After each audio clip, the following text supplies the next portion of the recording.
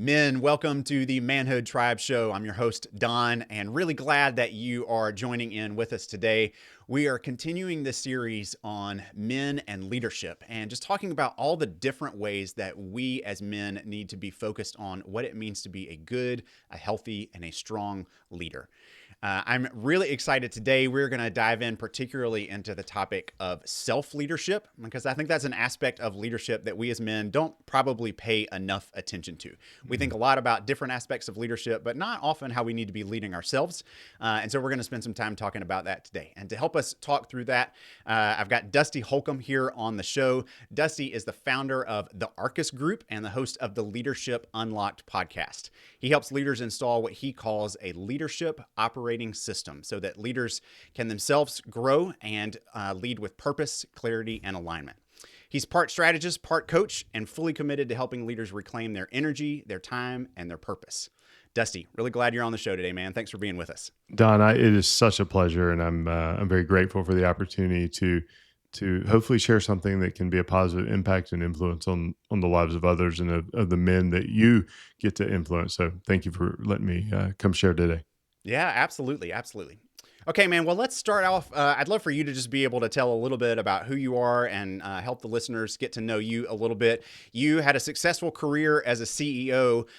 What kind of helped you think about transitioning from doing that and then getting into leadership coaching? You know, it's such an interesting question in the lens of like, that's not what I planned to be. In fact, I didn't plan to be an advisor, coach, consultant, mentor. I didn't plan any of these things. You know, for me, when I look back through the lens of understanding and I go, oh, God was working through my life in very powerful ways that I didn't understand, all the way back to as a child in the fifth grade, being given the opportunity to stop going to school. And that, like, you know, what 10-year-old fifth grader doesn't, you know, when the parents say, hey, would you like to stay home and no longer go to school? Doesn't raise Yes. their hand and go, heck yeah, sign me up. And I did that. And hindsight being 2020, I can recognize, and there's a whole story there, of course, but hindsight being 2020, I can recognize that was actually the time where I began to understand, or at least begin to exhibit, principles of leadership, of self-leadership that have carried with me through my entire career. To directly answer your question, the reason I do what I do today single-handedly and unilaterally comes down to the power of a mentor that I had when I was 20 years old, who took me under his wing. He was a retired colonel and taught me what leadership is and isn't. And what he taught me was that leadership is not about you. It's about enabling and empowering other people to be successful. And that may not be here and that may not be in this role, but when you lead others, you are charged with their care and you're charged with ensuring that they have the opportunity to be successful. So make no bones about it. It's not about you. Yeah, that's really good. Tell us more about that guy and that mentor relationship. How did that come about, and how did you get to be in a place where you got lucky enough to get that kind of influence? Yeah, I had started when I was 16 years old, got a part-time job. Now I look at it and go, I was working 35 hours a week. I'm not sure it was part-time, but in a men's clothing store. So that was my first job, working, learn to sell, learn to read people, learn to create value. And same sales leadership was, don't sell anybody anything they don't want. Just find out what they need and help them find it. Perfect. I can do that. Yeah. Well, I wanted to work at the bank, at our local bank. I grew up in Columbus, Georgia. And when I was 16, I went and interviewed the CEO of the bank because I had networked into him through somebody, some connection. And I remember going and sitting across from his gentleman's name was Sam Welburn. He was the president of the bank. I had no idea. Like the fact that he gave me 35 minutes of his time was amazing. Right. And he said, well, Dusty, what do you want to do? Why are you here? I said, well, I'm actually, if I'm completely honest with you, Mr. Welburn, I'm here to interview you to see if the bank is somewhere I want to work when I get done with college. And I say that now going, I'm lucky I wasn't thrown out on my rear end right then and there, but he was such a gracious human being. Yeah. It's the And boldness that only a 16-year-old can get away with. yeah, you are definitely dumber at 16. The prefrontal cortex has absolutely not fully developed, at that point. And but what the way he answered the questions and the way he talked about the mission of the bank and leadership and the servant leadership, the ethos of that bank stayed with me. So I was probably 20 or 21 in college, and there was an opportunity, and I wanted to go work for the bank. And so I got a job as a part-time teller, took a $2 an hour pay cut. And in the early 90s, $2 an hour was a lot of money because I was making $4.25 an hour when I started. But I did it to go work at the bank. And after working at the bank a year, I loved my work. It was fun. I had an opportunity to go to the call center. And when I went to the call center, Colonel Greg Camp, he was a retired West Pointer, full bird colonel.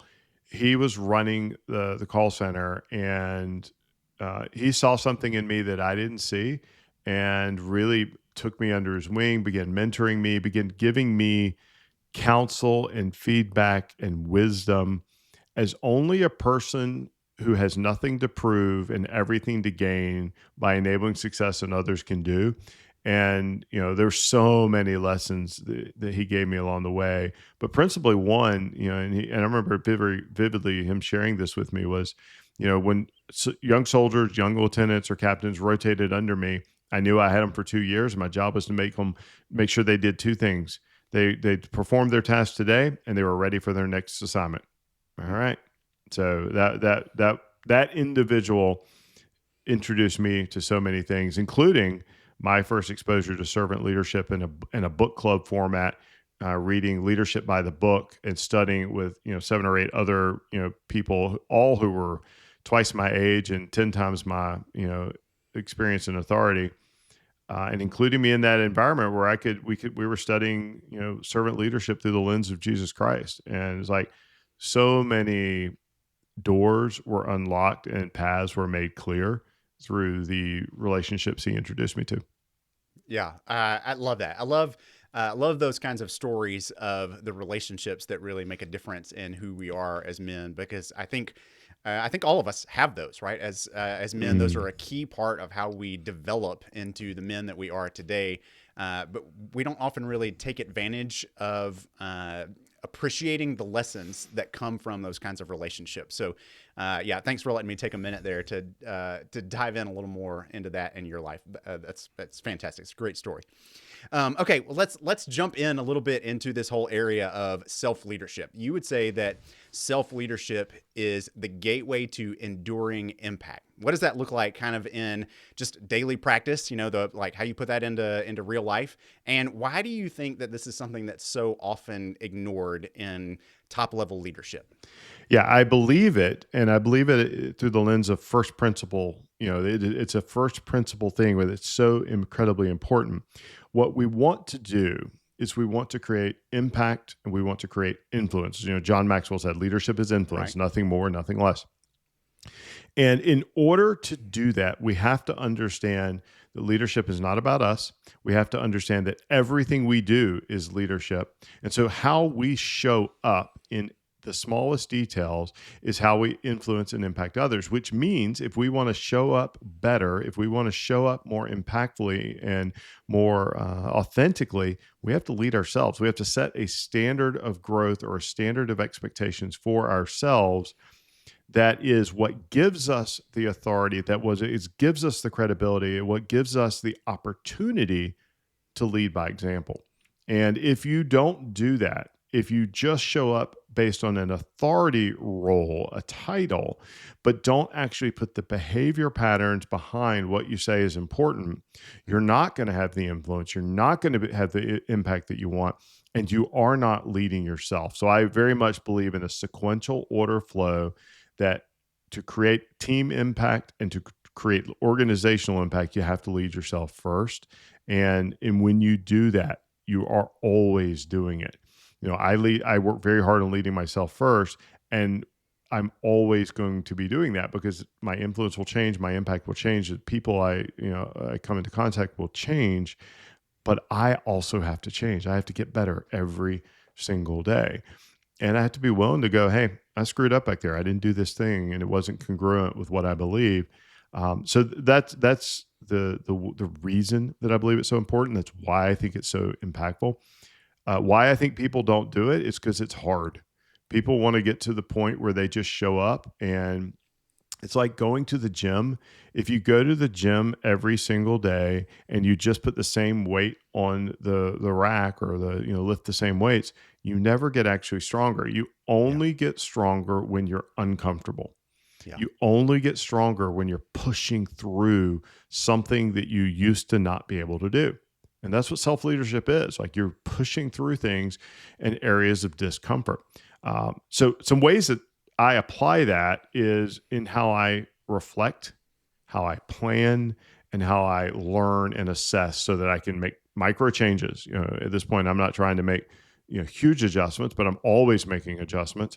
And in some cases, like, I realize I'm working through a plateau right now. Like, okay, I need to make some macro changes. I've got to change how I'm thinking about showing up so that my impact and influence can be greatened for the benefit of others. Yeah. So okay. So help us then with thinking about this category, because Mm, I think most leaders have at least heard the term self leadership, but are probably in a place where, if somebody just says to you, "Hey, dude, you really need to be working on your self leadership." Like, yeah, what does that even mean? Where do we start with that conversation? Like, how do I even look at myself in terms of the way that I think about how to lead myself? sure. So I would love that question. And here's why. Because the easiest thing, and I see this in organizations, whether I'm working with the CEO of a $500 million company, in which I have clients like that, or I'm working with a solopreneur, the first thing that we can always laser in on is execution. We can always talk about what's not happening, what the gap is, what we want to have happen. And what we have to do is, and this applies to teams, and especially applies to self leadership, is we have to step back and go, do we have clarity? Do we have understanding? And with that, we can build alignment. And when we talk about through the self leadership lens, we talk about alignment with our own systems, with our own time, all that. With teams, like, do we have the teams understand and build? So, self leadership, and the way I decode it is, are we clear on where we're going? Do we have absolute clarity on what matters? And have we decided in advance how we're going to invest our energy in the behavioral examples that we want to exemplify? Hmm. And so I'll give you a very specific example of that. When I think about self leadership, when I sit down with someone and say, okay, what's the most important thing? They'll tell me their most important thing. I say, well, show me your calendar. Okay, and show me your calendar. Where it does your most important thing fit on your calendar? I'm not seeing this thing that you have said is the most important thing that you need to do, that you need to accomplish, that you need to prioritize. Where's it on your calendar? Your calendar does not lie. Yeah. If you're honest with yourself. So, honest with yourself says, I need to lead myself to make better choices, and I'm going to manage my calendar differently. And I'm guilty of this. Like, every human being fails here. It's almost like Yeah. it's almost like a case of we need enduring grace, because we're always going to do something that requires that. Self leadership's the same way. I'm going to fail every day, but Yeah. I'm going to get a little bit better. And people, when we start thinking about this, we start going, first principle: do you have clarity on why you're here, where you're going, how you're going to get there, what work you need to do to make it happen, and then what's in it for you, or what's in it for those that you serve? And when you start decoding that, you can start saying, now I can create an activation system that allows me to apply the thinking, that allows me to apply the disciplines. At the end of the day, self leadership is a discipline. It's a disciplined process that allows you to reflect, learn, and activate based on what it is that you want to become, who it Yeah. is you want to become. Yeah, I love that. I love the whole calendar analogy. I think is really helpful, and it makes me think about a few years ago. My wife and I we were kind of asked that question, and we're forced to take a hard look at our own calendars, and we very quickly understood that our biggest priority was eating at Chick-fil-A, because that was what was most often on our calendar. So we had to figure out how our finances were aligning with our actual goals in life. So, but yeah, I hear that kind of question, and I especially see the need for it to be applied with men all the time. around particular areas. So as I Mm. talk with men, I think the things that come up the most in terms of like, let's take a look at your calendar, and it tends to come up short, is in the areas of faith, family, and fitness, right? So, Hmm. and there's like 3 F's, and I don't mean it to be corny, but you ask a guy what his priorities are, and almost always those 3 things are going to show up in his priority list. But then you take it to the level of, all right, show me where that is on your calendar. And it's a struggle to find those things. Or he'll say, well, my kids have all these like sports or activities that they're involved in. And here on my calendars where I was at the ballpark or at the theater or at the, whatever that my kid is involved in. And I was like, is that really family time? Or you're just showing up to the same activity that your kid is doing, but you guys aren't doing anything together? So there's a lot of this just kind of used up space in most guys' calendars that don't actually reflect our values for the kind of men that we want to be. So I really appreciate that analogy. I think that's the really the best starting place for most guys, is just to look at like, who do I want to be as a man, and does my calendar actually reflect that? So, well done. I think that's a great starting place. You tend to kind of build off of that. You talked about you've got like a 4-part model, and clarity is kind of like the first part of that. Is that right? Yeah, it is. Yes. Yeah. Okay. So walk us through the rest of it. So the first thing when we think about this, do we have clarity about what's important? And then we start thinking about, well, what is it I need to actually do? What's my vision of this future? Clarity on why I'm here, clarity on where I'm going. Then what do I need to do? What's the plan? What are the things? What are the non-negotiables? Let's stick with the calendar metaphor for just a minute. Where am I blocking that time? And I think oftentimes we get into this, it's either right or it's wrong. And we don't set minimum thresholds or minimum standards. I'll give you an example. I heard this, someone speak about this years and years ago, and I really liked it, and it made it part of my operating system as a person, like about working out. And I used to fall into this trap. I used to do a bunch of Ironman racing and, crazy stuff like that. So I got into this mentality of, if I couldn't go for a 10-mile run, it wasn't even worth going. Or if I couldn't go to the gym for an hour and a half, it was just like, I don't have time to work out. Yeah. Well, I didn't have an hour and a half to work out, but that was not the truth. The truth was I was choosing to make the standard of performance the minimum standard of an hour and a half. Yeah. And so I give myself permission to go, okay, today, this schedule, I don't have an hour and a half, but what can I do? Yeah. What choice can I enable? So getting clarity on what's important, and then allowing yourself to build a plan that isn't based on perfect, but is based on the opportunity to optimize choices. Yeah. What are the choices I'm going to make? What are the choices I do have? And then I will make those choices. And when we do that, we start connecting the dots between who we want to be, where we want to go, and what we need to do. And then once we've done that, we just decided, and then we just have to execute. We actually have to be accountable. And that's like the 4th step, is this commitment, this honoring of commitment. So I'll give you this example from today when we record this. Early morning meeting. My wife's out of town. I'm getting the kiddo to school, and I did not choose. I'm not saying I didn't have time. I did not choose to get up at 4 and work out because I got home at midnight last night from a road trip. All right. So I chose to sleep later. When I got home from dropping him off from school, I had exactly 32 minutes. And I said, okay, what can I get done? I can do 100 push-ups. I can do this. I can do that. And I can go get in the cold plunge for 5 minutes. Right? That's my minimum standard for today. But I had chose to do that. It was my discipline said, I will not default and just do nothing, because that's not leading myself.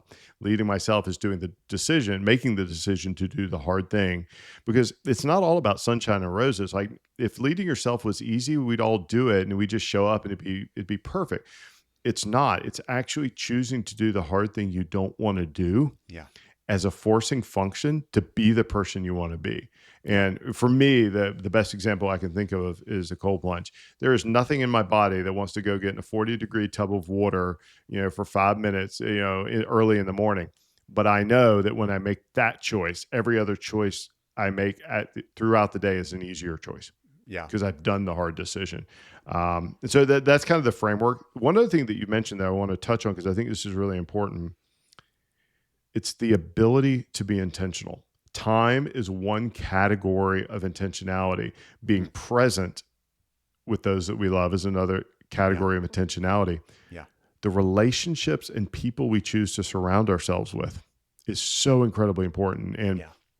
are we curating with intention, which means leading ourselves, the men that we want to be around, the ones that sharpen us, iron sharpens iron?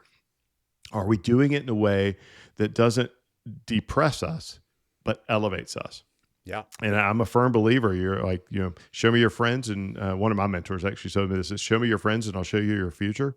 Hmm. Right? You have to be intentional. And I Yeah. think that's like that underlying theme here is an intentional curation of the systems, processes, and disciplines necessary to become the person you want to be, and the grace to allow yourself to not be perfect.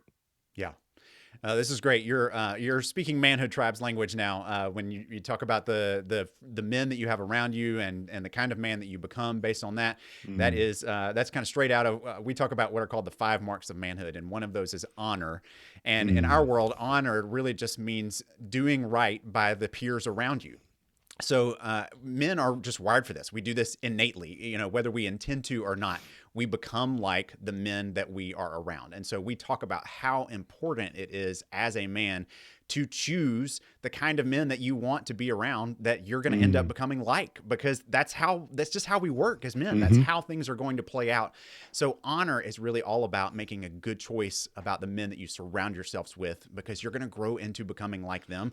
They're going to have far more of an influence on you than you will directly on them. It's just kind of the way that it works. And so, figuring out who are the men that I want to become like, and how do I get around those kind of men is so crucial. That's the nature of honor, and honor is such a huge part of what it means to be part of a tribe. So I'm translating what you're saying into our language, but yeah, we're speaking the same thing. I think it's a one-to-one match for sure. Yeah, that's great. Okay, so in light of that, then I know one of the things that you like to talk about is just advocating for leaders the importance of kind of like small group accountability. Why do you think that that's so important, and in particular, why is it so important for leadership? That's not really something that gets talked about in leadership circles very often. So, like, why is this a key ingredient for you? Yeah, I think of it through this lens is like if I assume I have all the answers, well, I'm wrong. And if I assume as the leader or as a leader that I'm the smartest person in the room, I am wrong, or I'm in the wrong room, right? So when we think about the ability to have small groups of leadership, what we're really talking about is the ability to have direct, candid, authentic, and vulnerable conversations. And it's incredibly important in leadership. If you operate from the principle that it is not about me and I'm here to achieve a mission, I'm a missionary, not a mercenary, then in order to do that and in order to do that well, I have to have rules that allow others to communicate with me well, and for me to communicate with clarity and create clarity for them, and how I'm going to show up as a leader, whether I'm leading this team or I'm a leader on this team. I think it really doesn't matter. It's Mm-hmm. how do I create clarity? As I mentioned a minute ago, we always talk about, and again, it doesn't matter if I'm talking to a $500 million company or $1 million company. We easily can diagnose execution problems, execution gaps. When we start talking about the real root cause of these things, it's almost always a gap in clarity and alignment. And when we don't have clarity, we can't have alignment. And when Mm-hmm. we don't have alignment, we can't get execution. Yeah. And so these small group teams and creating the conversation that allows authentic dialogue where someone can say, I don't have to be right and I don't have all the answers. What do you think? Is incredibly powerful. One of the things that I do in working with leaders, whether they're leading only themselves or they're leading very large teams, is establishing and helping them create their own personal leadership clarity so that they can communicate with others. And in the small group context, I think this is particularly important. Uh, I call this our leadership rules of engagement, like where we actually sit down and we codify. Most people don't even have this clearly codified for themselves. And so, like, I'll hear from leaders, the symptom or the small group team symptom is they don't understand, why don't they do what they're supposed to do? I don't understand why there's so much friction and tension and, blah, blah, blah. Like, well, did they understand your expectations? Well, they should. I've told them. Well, tell me what you've told them. Well, I haven't actually said this thing, but they should know that because that's just how that's what I Should, meant. yeah, should. Yeah. You should yourself to death. Yep. We need to translate from good intention into good execution. The way to do that is to be clear in our minds and communicate with others. So we actually walk through a process, and I'm gonna give this to your audience as a guide. It's something they can download and walk through. An entire process of codifying what do you value most as a leader? What do you expect from yourself as you show up? Like here's the standards I have set for myself, and here's how I expect to show up. Let me put a pin in that, or let me dive deep on that right now in the context of a small group and in the context of an accountability function. When I have told other people what I expect of myself, what I'm doing is I am saying, here is my standard, and I want your help. If you see me violate my own standard, I invite you to call me out. I invite you to hold me accountable. If I tell you, here's what I expect for myself, and I don't do it, and then you tell me and I say, I don't want to hear from you, well, all I'm doing is, being a charlatan. It doesn't mean anything. Yeah. I can tell you a story for me. I had a COO in a prior company. So he worked for me. He was an incredible operator, an incredible leader. And we had our monthly one-on-one meeting. And for me, one-on-one meetings were their time. I didn't control the agenda. I didn't set the tone. It was their time to come in and meet. I had just gotten an Apple Watch. So this is maybe 10 or 15 years ago, whenever it came out. And, I was hot stuff, right? It was cool. This is the new tech. And I'm a nerd. And so we're in this meeting, and we don't sit behind a desk. We sit in, at chairs and tables in the office. And my watch kept going off, and I kept dinging it. I'd look at it, and I'd look down at it, and I'd look down at it. We're 10 minutes into this meeting, and George, he stops. He says, hey, Dusty, I appreciate that this time is set aside for me to work through the things that are important to me in my role right now. Clearly, there is something more important than me in this time going on in your life today. And I would like to reschedule this meeting for a time when you can be fully present. This is a guy that works for me, right? Yeah. Bold. Yeah. But it wasn't bold at all, though, because it was an expectation. And we had that relationship where he knew not only was it safe, it was expected that he would call me out, because what I expect for myself is to be fully present and focused on you. And if you don't see that behavior, I want you to let me know, because I don't know I'm doing it. Yeah. In small groups with men, when we have the relationships that say, I invite you into this conversation, and here's what's important to me, hold me accountable, we have an opportunity to become better, and we aren't doing it alone. And I think that that's what most people have a fallacy about, is they think self-leadership is lonely leadership. It isn't that way. It's about curating with intent against a defined set of expectations that you have of yourself, the right people who can help sharpen you. Yeah, that's so good. There's a whole bunch of things that go through my head as you're talking through that. One is I'll share the story that is a leadership lesson that I've heard many times, but I think it's so good. It's a story I heard about. I don't even know if it's entirely true, but it's a great story. It's a great illustration of a team leader who was just working really hard to try to help his voice not be the kind of dominant, squashing voice on the team, where, when he would speak up in a meeting, then nobody else would have anything to say. And he recognized that was a dynamic that he had created on his team, and he didn't want it to be the case anymore. So he made this little placard that he had on one side, it said team member, and on the other side, it said boss. And he invited everyone in his team that he was going to sit down in their meetings, and he was going to put it in front of him in a way that it said team member. And he said, anytime that I contribute, that you don't feel like I'm contributing as a team member, I want you to take this placard and turn around so that it says boss. So that I'm aware I'm acting like a boss, and you're not feeling like it's safe for you to be able to contribute anymore. And so sure enough, in their first team meeting, one of the team members had the courage to actually reach across the table, turn the placard around, and it said boss. And I thought, the story is basically that he had the humility and the reaction to say, okay, I take back what I said. You guys continue continue the conversation and I'll just listen, and which I think is great. But I think as you're describing it, it reminds me like not only is inviting people into those kinds of conversations so important, but our reaction to when they actually speak up is equally important. We've got to actually give them the space to be able to speak about those things in a way that says, I asked you to do this, right? And I value your opinion now that you're doing it, and I'm willing to listen. So, gosh, I think that's so good. In Manhood Tribes language, we call that getting naked. So this is our way of just saying like, yeah, we have got to strip down and be honest about what is really going on with ourselves and the way that things are operating. And we need other guys around us to help be able to see what is happening in my life, what is going well, what is not going well, and what is in the way of me becoming the man that I truly want to be. But the only way that that starts is if we invite people into our story in that way. So I love what you're saying there. Again, I'm translating, but I think we're on the same page.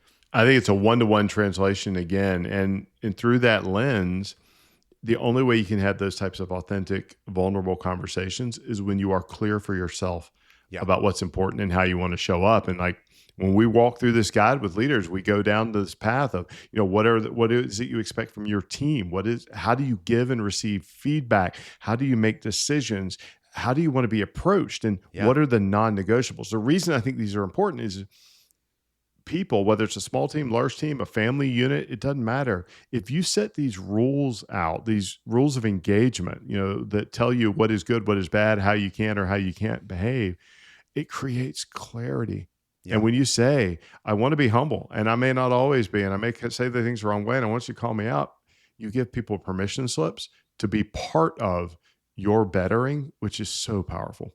Yeah. That's great. I love it. I love every bit of that. And I think it's so helpful for me, even as I think about what we do at Manhood Tribes, of being able to bring that into not just, I tend to operate in the relational and the spiritual spaces, but thinking about how to bring that into the leadership space is really, really helpful there. So guys, we're going to come back to that resource that Dusty mentioned. We'll talk about that at the end. So hang tight for that to find out more details about that. It's really cool. I'm excited for you guys for this opportunity, for this resource that he's providing. But before we get to that, Dusty, I want to just hear a little bit. You kind of teased a minute ago about your leadership operating system. And I would love for you to tell us a little bit more about that and kind of like what even is a leadership operating system, and how is it unique in terms of what you do with your coaching model? Yeah. So I love this, a leadership operating system. Well, think of an operating system, right? What is it that runs your computer? It's command code that has a sequential oriented process of doing things in order of operations that allow a result to be created. And so an operating system is just that. It's a prescription of the order of operations with certain elements or certain commands to make a reality true, to make it this thing we want to happen. Well, a leadership operating system is this idea of what is the sequential order of commands that I need to follow, this playbook I need to follow so that I can create the outcomes I want. And I think that is, in its essence, that's all that it is. And the framework that I like to walk through is very, very simple, but it takes sitting down and getting clarity so that you can answer these questions. And when we walk through this we do this through Leadership Impact Accelerators. We'll pull 12 men or women into a tribe, a group, and we walk through this entire process over a 12-week period. So they get to do that one command line at a time so that at the end, it just becomes part of the DNA. That's why we do it over a 12-week period. But it starts with leading yourself. It starts with understanding who you are behaviorally. And that guide I'm going to give you, we use this same thing when I'm coaching, leaders of billion-dollar companies. I use this exact same tool. It's a very high-powered DISC assessment because it does such a great job of exposing, here are your behavioral tendencies. And so when you know that, when you have self-awareness that, you don't like this type of behavior or you love this type of behavior, this is your default state, you can sit there and go, I now am aware, so I can make choices that either leverage this for effect or minimize this from distraction. So we start with that. We start with the self-leadership module. I'm going to include that as that assessment for you guys as a gift in this guide, so that you can start with that same foundation level that I do when I work with leaders and leadership teams, because I think it's so fundamentally important. Understand who you are at a behavioral level so that you can adjust the toggles to create better outcomes. We start with that. We understand and define purpose, because I think that is the single most important thing we must answer. What is our purpose as a leader, as a man, as a human being? We're not here to work 40 years and die. Like, full stop. That's not why we were placed on this earth. What is it? And do you get to do it every day? Maybe, maybe not. But if you understand what it is, you can orient your outcomes, your activities to be aligned to that. And I think it is the single most fundamental thing to shift work or family leadership, team leadership, home leadership, doesn't matter, to shift it from being a mercenarial transaction, like I went to the ball field. Right. It's a transaction, to an actual relationship that matters. Yeah. Yeah. So good. Man, I think, gosh, I'm just impressed by like how aligned we are on, the things that we talk about between what you're doing and what we do at Manhood Tribes. But this is really, really good. Okay. Well, yeah. So I'm going to carry on. Thank you. Keep going. We go from self-leadership to purpose to vision, codifying. Who do you want to be? What does the organization need to look like when seen through a company or team leadership lens? What is our mission? And people talk about this as mission statement. I don't think it's that at all. Mission through the lens of what is the value I create for others? What's the value I create for the families that I serve, my family? Yeah. What are my values? Core values, operating principles that guide us, that we talk about. Now, how do I codify this whole thing? How do I go from purpose and vision into a plan that you can activate? Because without a plan, it doesn't really matter. It's just good ideas. A lot of conversation doesn't mean anything. Mm-hmm. And then we start talking about through the lens of, and I think this applies whether you're leading yourself or leading teams, what are the delegation outcomes? How do I create good delegation paradigms and know that I'm doing the work that only I can do that can, will impact others or help others? And then how do I create a culture of commitment, honoring commitments? Like, accountability is not hard. People think about it as this dangerous or hard conversation. No.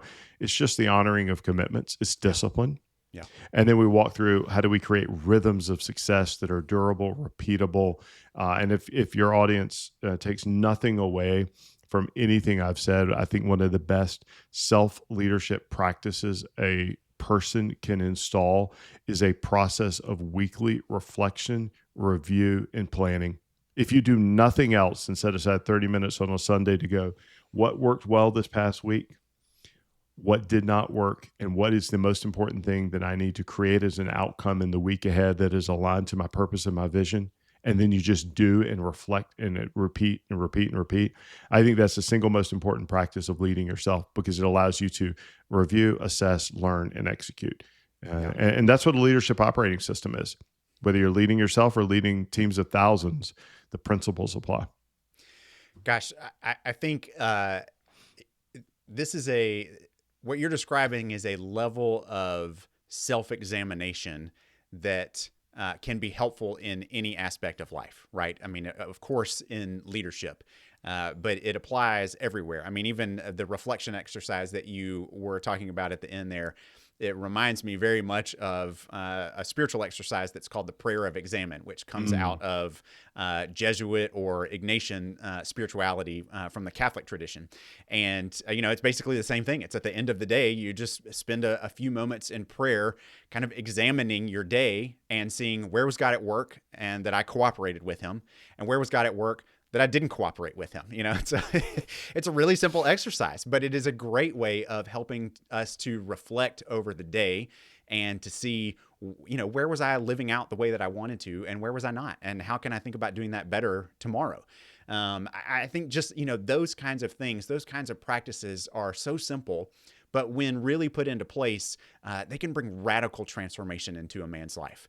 So, gosh, I appreciate what you're saying. I think so much here of what you're describing, and what I want to say to our guys listening is, guys, if you're in a place of leadership and you're kind of feeling like stuck, kind of feeling like I don't really know what the next step is to take or how to be able to kind of get through this obstacle that I'm facing, I think our tendency in our culture, right, is to try to find the next like leadership book, or the next conference to go to, or podcast to listen to. I mean, here we are doing a podcast, but the point is, like, what's the quick fix that's going to get me over this hurdle? And I think what you're describing and what we try to talk about at Manhood Tribes all the time is that quick fixes really don't work at solving life. If they did, all of us would have perfect lives.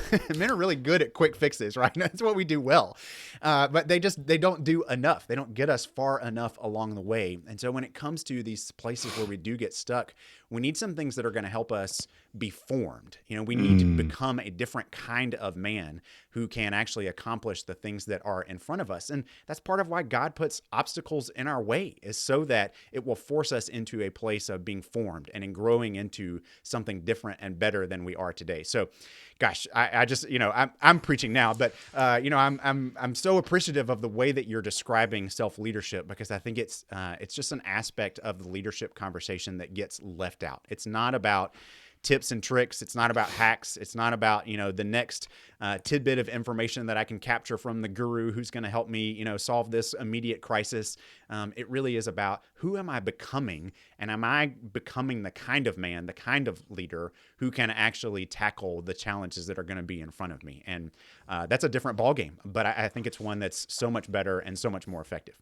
I could not agree with you more. I think it changes the outcomes that you started, that brought you to it. It's like, I need to solve this problem, but it changes them permanently. It's a rewiring, because you've installed a better operating system of thinking and approach. Like, I was funny. I was talking to a leader in one of our current cohorts just this past Friday, and he says, I cannot believe we're 8 weeks in. I've applied the activation tools every single week, and we're hitting numbers we've never hit before. We're performing at a level we've never hit at work. And this is at Friday afternoon at 3:30. We were wrapping up a call, and he goes, "This is my last call of the day. And for the first time, I'm actually going home to my family, and I am doing so with clarity and at peace, because I know that my team knows what they're supposed to be doing, and they're doing it." Like, I'm getting a win here that I didn't even know was the what I needed. Yeah. But it's because he had a system, and he was following it with discipline. Ah, beautiful.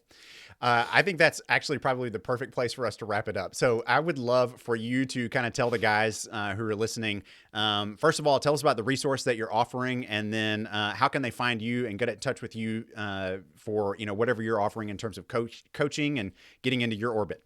Yeah, so the guide is a leadership rules of engagement guide, and that's a gift. It'll have a QR code in it for an advanced executive disc. It's not a free one you can get online. This is a comprehensive. You'll get like a 48-page diagnostic and a playbook that you can install. And so if you take that DISC assessment and you use this guide, you can create your own leadership rules of engagement that will give you so much clarity and give clarity to those that you lead or influence. I recommend doing this with your families as well, or your small group of men, so that they know how to show up. If you just simply go to arcus.news, arcqus.news, I'll automatically email you that resource, and you'll then go into our orbit of content, and we write and publish every single week. And if your audience is interested, we're happy to talk about leadership programs. But more importantly, if any of the things that we write about or talk about can create activation principles in their lives, like, that's why I do this. That's what motivates me. I'd love if anyone's interested, they can find me on LinkedIn, Dusty Holcomb. It's very, very easy. And then we have an extensive library on our website of blogs and articles and podcasts is all there. That's at Arcus Group. But simply go to Arcus, arcqus.news, get this guide, and set aside 30 minutes to do it. It'll be transformational for how you show up as a human being, a father, a dad, a leader, all the roles that you play. Yeah, tremendous. Guys, do not sleep on this resource. This is a tremendous value that Dusty is offering to you. And so I want to encourage you to go take advantage of it, put this into practice, and watch the change that it can bring into your life and into your leadership. Dusty, man, thank you so much for being here with us today and for teaching us, for guiding us, for being a sage who brings wisdom to our lives. Really appreciate you coming on the show. Don, it's such a pleasure and an honor. And thank you so much for giving me an opportunity to speak about what I think is the most transformational part of leadership. Absolutely.